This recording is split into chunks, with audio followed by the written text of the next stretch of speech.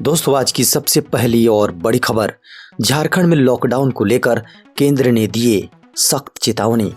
दोस्तों, भारत सरकार ने राज्य सरकार को कोरोना वायरस से फैल रहे संक्रमण को लेकर एहतियात बरतने का निर्देश दिया है। केंद्र सरकार के स्तर से ऐसे सभी राज्य जहां 10% से अधिक पॉजिटिविटी रेट है, पत्र लिख सख्ती बरतने का निर्देश दिया गया है। ऐसे सभी राज्यों में कंटेनमेंट प्लान सख्ती से लागू करने की हिदायत के साथ ही जांच को बढ़ाने को भी कहा गया है। झारखंड में आज से फ्री में कोरोना वैक्सीन का होगा रजिस्ट्रेशन। दोस्तों, झारखंड में 1 मई से 18 से 44 वर्ष आयु के नागरिकों का सीमित संख्या में टीकाकरण शुरू हो सकता है। राष्ट्रीय स्वास्थ्य अभियान झारखंड द्वारा इस आयु वर्ग के लोगों के टीकाकरण शुरू करने की तैयारी की जा रही है। फिलहाल टीका की उपलब्धता के आधार पर ही इस आयु वर्ग के लोगों का टीकाकरण होगा। दरअसल राज्य सरकार के पास टीके के बहुत कम डोज बचे हैं। वहीं सीरम इंस्टीट्यूट से अभी तक लगभग 10 लाख बाकी डोज ही नहीं मिल पाई है।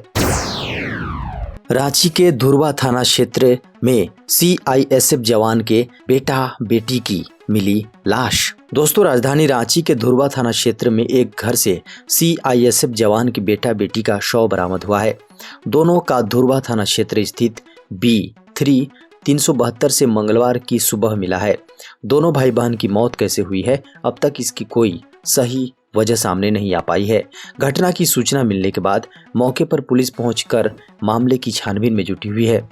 आपको बता दें कि इसके बाद से इलाके में सनसनी फैल गई है। बताया जा रहा है कि युवक का उम्र 35 साल है और युवती की उम्र लगभग 30 साल है। एसएसपी के निर्देश पर नशा कारोबारी के खिलाफ पुलिस की बड़ी कार्रवाई। दोस्तों, रांची पुलिस ने 2 थाना क्षेत्र से भारी मात्रा में डोडा बरामद किया है।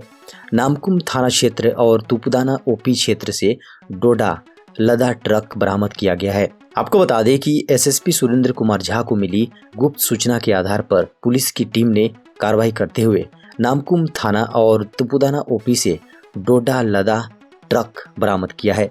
वहीं पुलिस को देखते ही चालक और तस्कर मौके से भाग गए। दोनों ट्रकों के ना चालक पकड़ाए ना तस्कर।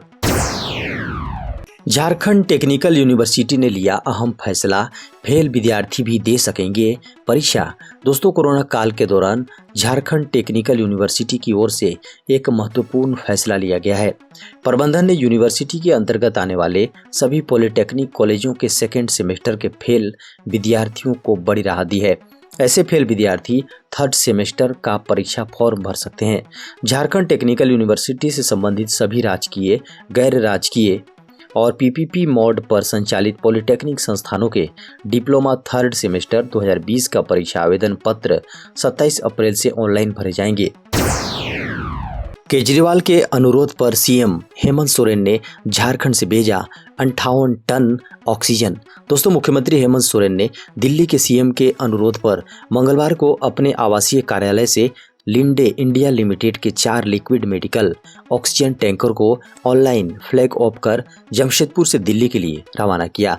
इस अवसर पर मुख्यमंत्री ने कहा कि इस वैश्विक महामारी के दौर में पूरे देश में मेडिकल ऑक्सीजन की कमी है। हम सभी के लिए यह सौभाग्य की बात है कि आज हम अपने राज्य के साथ साथ दूसरे राज्यों को भी मेडिकल ऑक्सीजन की आपूर्ति करने में सक्षम हो पाए हैं। मुख्यमंत्री ने कहा कि सदियों से झारखंड के संसाधनों से दूसरे राज्य लाभान्वित होते रहे हैं। आज झारखंड के लिए गौरव की बात है कि वर्तमान समय में अमृत समान मेडिकल ऑक्सीजन की व्यवस्था करने में दूसरे राज्यों को हम सहयोग कर पा रहे हैं। सीएम हेमंत सोरेन ने स्वास्थ्य कर्मियों को सराहा किया बड़ा ऐलान। दोस्तों, कोरोना वायरस संक्रमण पर प्रभावी नियंत्रण के लिए दिन रात मेहनत कर रहे स्वास्थ्य कर्मियों को राज्य सरकार 1 माह का अतिरिक्त वेतन और मानदेय भुगतान करेगी। मुख्यमंत्री हेमंत सोरेन ने सोमवार को यह घोषणा की। उन्होंने कहा कि कोरोना संकट काल में कोरोना योद्धा दिन रात मेहनत कर सेवा में लगे हुए हैं। इसे देखते हुए राज्य सरकार ने फैसला किया है कि कोरोना कार्य में लगे चिकित्सा कर्मियों और चिकित्सकों को 1 महीने के वेतन और मानदेय के बराबर प्रोत्साहन राशि देगी। उन्होंने कोरोना योद्धाओं को धन्यवाद देते हुए मरीजों के प्रति उनके समर्पण की सराहना की। विधायक सरयू राय की जीवनी पर लिखी पुस्तक द पीपुल्स लीडर का विमोचन टला। दोस्तों बड़ी खबर निकल कर आ रही है। राजनीति में शुचिता के पैरोकार सार्वजनिक जीवन में भ्रष्टाचार और प्रदूषण जैसी समस्याओं के खिलाफ निरंतर आवाज बुलंद करने वाले झारखंड सरकार के पूर्व मंत्री सह जमशेदपुर पूर्व के विधायक सरयू राय के जीवन पर लिखी पुस्तक द पीपुल्स लीडर का विमोचन कोरोना वायरस महामारी की विभीषिका के कारण टाल दिया गया है। विमोचन कार्यक्रम की अगली सूचना बाद में दी जाएगी। अंग्रेजी में लिखी गई इस किताब के लेखक विवेकानंद झा हैं और प्रभात प्रकाशन नई दिल्ली ने इसका प्रकाशन किया है। झारखंड के मुख्यमंत्री श्री हेमंत सोरेन ने रक्षा मंत्री राजनाथ सिंह से की फोन पर बात। दोस्तों मुख्यमंत्री हेमंत सोरेन ने रक्षा मंत्री राजनाथ सिंह से मंगलवार को फोन पर बात कर उत्तराखंड में ग्लेशियर टूटने से जान गंवाने वाले झारखंड के 11 श्रमिकों के पार्थिव शरीर को भेजने का आग्रह किया है। मुख्यमंत्री ने रक्षा मंत्री को बताया कि उत्तराखंड में ग्लेशियर टूटने से BRO में काम कर रहे वीर श्रमिकों को झारखंड ने खो दिया था। मृतकों को झारखंड भेजने के लिए BRO द्वारा अभी तक कार्रवाई नहीं की गई है। उन्होंने BRO की कार्य प्रणाली पर आक्रोश जताते हुए रक्षा मंत्री से मदद का आग्रह किया है। रांची में घूमेगी कोविड केयर वैन, दवा के साथ वैक्सीनेशन के लिए रजिस्ट्रेशन और सामानों की करेगा होम डिलीवरी। दोस्तों रांची में तेजी से पांव पसारते कोरोना की चेन को तोड़ने के लिए जिला प्रशासन की ओर से रोज नए पहल किए जा रहे हैं। जिला प्रशासन की तरफ से कोशिश की जा रही है कि लोग कम से कम घर से निकले, जरूरत के सभी सामान लोगों को उनकी डोर स्टेप तक पहुंचाई जाए। इसी कड़ी में मंगलवार को जिला प्रशासन की तरफ से कोविड केयर वैन को हरी झंडी दी गई है। CSC कोविड केयर वैन को रांची के उपायुक्त छवि रंजन ने विभिन्न प्रखंडों के लिए रवाना किया।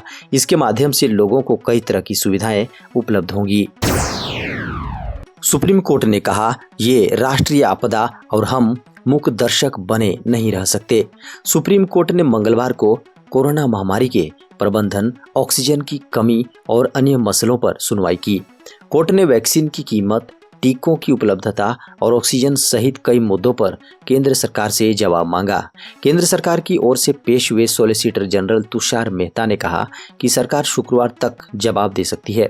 कोर्ट में 3 जजों की बेंच ने कहा कि वो 30 अप्रैल की दोपहर को 12 बजे मामले की सुनवाई करेगी। सरकार जवाब तैयार रखे। रूस में बनी वैक्सीन की पहली खेप मई के अंत तक मिलेगी भारत को। दोस्तों डॉक्टर रेड्डी लेबोरेटरीज ने मंगलवार को कहा कि उसे उम्मीद है कि रूस की कोविड-19 वैक्सीन स्पुतनिक V की पहली खेप मई के अंत तक भारत आ जाएगी। कंपनी को भारतीय दवा नियामक से स्पुतनिक V के सीमित आपातकालीन इस्तेमाल की मंजूरी मिली है। डॉक्टर रेड्डी और RDIF ने सितंबर 2020 में स्पुतनिक V के चिकित्सीय परीक्षणों के लिए एक समझौता किया था। कंपनी के पास भारत में इस वैक्सीन की 12.5 करोड़ खुराकों के वितरण का अधिकार है। डॉक्टर रेड्डी के एक प्रवक्ता ने ईमेल के जवाब में बताया, हम पहली खेप को चालू तिमाही में आयात करने की कोशिश कर रहे हैं। हाईकोर्ट ने केजरीवाल सरकार को लगाई फटकार, कहा ऐसे नहीं जीत सकते कोरोना के खिलाफ जंग। दोस्तों देश की राजधानी दिल्ली में ऑक्सीजन के संकट को लेकर हाईकोर्ट में सुनवाई हुई, जिसमें दिल्ली के शांति मुकुंद अस्पताल ने अदालत के समक्ष बताया कि उन्हें जितनी ऑक्सीजन दी गई थी उसकी मात्रा को कम कर दिया गया है। अब उनके पास ऑक्सीजन नहीं है। हाईकोर्ट ने अब दिल्ली सरकार को ऑक्सीजन सिलेंडर की कालाबाजारी करने वालों पर कड़ा एक्शन लेने को कहा है। सरकार ने जवाब दिया है कि वह अपनी ओर से पूरी कोशिश कर रहे हैं। शांति मुकुंद अस्पताल का कहना है कि उन्हें रोजाना 3 मीट्रिक टन चाहिए, लेकिन 3.2 अलॉट किया गया है। हालांकि मिला सिर्फ 2.69 मीट्रिक टन ही है। ऐसे में अस्पताल में बड़ा संकट है। जब अदालत ने पूछा कि अभी क्या स्थिति है, तब शांति मुकुंद अस्पताल ने कहा कि मरीज मर रहे हैं, सरकार क्या कर रही है। ऑक्सफोर्ड की शिक्षिका समेत रिम्स में 21 की कोरोना से मौत। दोस्तों कोरोना का कहर शहर में कम नहीं हो रहा है। हर दिन 1.5 दर्जन लोग कोरोना से अपनी जान गंवा रहे हैं। इस बीच मंगलवार को ऑक्सफोर्ड पब्लिक स्कूल रांची की अंग्रेजी विषय की टीचर व CCA इंचार्ज एद फातिमा की कोरोना से मौत हो गई। पिछले कुछ दिनों से वह रिम्स में इलाजरत थे। आपको बता दें कि रिम्स में मंगलवार को कोरोना से मरने वालों की संख्या 21 दर्ज की गई है। यह आंकड़ा भी कम नहीं हो रहा है। रिम्स में फिलहाल कोरोना से ग्रसित 612 मरीजों का इलाज चल रहा है, जहां डॉक्टर से लेकर नर्स का इलाज भी चल रहा है। भारत की मदद को सामने आई अमेरिका की 40 शीर्ष कंपनियां। दोस्तों, कोरोना की दूसरी लहर से जूझ रहे भारत की मदद के लिए अमेरिका मिशन मोड में आ गया है। अमेरिकी प्रशासन की विभिन्न शाखाएं उन क्षेत्रों की पहचान में जुट गई हैं जिनमें भारत को मदद की आवश्यकता है। इसके अलावा सभी प्रशासनिक बाधाओं को भी दूर किया जा रहा है। यह भी सुनिश्चित किया जा रहा है कि भारत को जितनी जल्दी संभव हो चिकित्सीय मदद मुहैया करा दी जाए। अमेरिकी राष्ट्रपति जो बाइडेन ने कहा है कि भारत ने अमेरिका के लोगों की जरूरत के समय मदद की थी। अब अमेरिका कोरोना वायरस से लड़ने में भारत की सहायता करेगा और संसाधन उपलब्ध कराएगा। इस आधार पर होगा सीबीएसई 10वीं के नतीजों का मूल्यांकन। दोस्तों, कोरोना के बढ़ते मामलों के बीच सीबीएसई ने 10वीं की बोर्ड परीक्षा को रद्द, 12वीं की बोर्ड परीक्षा को स्थगित कर दिया है। सीबीएसई बोर्ड 12वीं की बोर्ड परीक्षा के संबंध में फैसला 1 जून 2021 के बाद करेगा। सीबीएसई की ओर से 10वीं के नतीजे ऑब्जेक्टिव क्राइटेरिया के आधार पर तैयार किए जाएंगे। पिछले साल की तरह इस बार भी बोर्ड उसी आधार पर 10वीं के नतीजे तय कर सकता है। पिछले साल कोरोना के कारण सीबीएसई बोर्ड 10वीं और 12वीं के कई विषयों की परीक्षाएं नहीं आयोजित की जा सकती थीं। विभिन्न मीडिया रिपोर्ट्स के अनुसार दोनों कक्षाओं के कुल 29 मुख्य विषयों की ही परीक्षाएं ही हुई थी। अन्य विषयों में ग्रेडिंग के आधार पर मूल्यांकन किया गया था, जिसमें इंटरनल असेसमेंट, प्रोजेक्ट वर्क और असेसमेंट वर्क के आधार पर बोर्ड परीक्षा के विद्यार्थियों को नंबर दिए गए थे। चुनाव आयोग ने 2 मई को विजय जुलूस किए बैन। दोस्तों, भारत निर्वाचन आयोग ने 4 राज्यों असम, केरल, तमिलनाडु, पश्चिम बंगाल और एक केंद्र शासित प्रदेश पुडुचेरी की मतगणना को लेकर अहम ऐलान किया है। चुनाव आयोग ने कहा कि 2 मई को नतीजों के बाद किसी भी तरह का विजय जुलूस नहीं निकलेगा। सूत्रों ने एक आदेश के हवाले से कहा कि कोरोना वायरस का संक्रमण फैलने से रोकने के लिए यह निर्णय लिया गया है। चुनाव आयोग के सूत्रों ने बताया कि इस संबंध में एक विस्तृत आदेश जारी किया जा रहा है। आपको बता दें कि चुनाव आयोग की ओर से यह फैसला मद्रास हाईकोर्ट द्वारा की गई एक गंभीर टिप्पणी के बाद लिया गया।